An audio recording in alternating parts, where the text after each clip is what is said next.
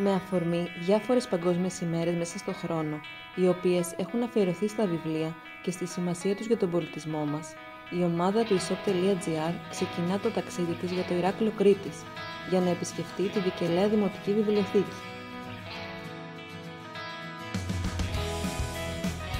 Σε συνεργασία με τον εκδοτικό όμιλο Σμυρνιωτάκη, το Aesop.gr χορήγησε περίπου 100 βιβλία στη βιβλιοθήκη. Η Βικελαία Δημοτική Βιβλιοθήκη φιλοξενείται σε έναν ειδικά διαμορφωμένο χώρο του Μεγάρου Αχτάρικα. Ως ένδειξη αναγνώρισης του έργου της και της προσπάθειάς της να φέρει τους ανθρώπους των τοπικών κοινωνιών πιο κοντά στα βιβλία, αποδόθηκε τιμητική πλακέτα στη διοίκηση και το προσωπικό της βιβλιοθήκης.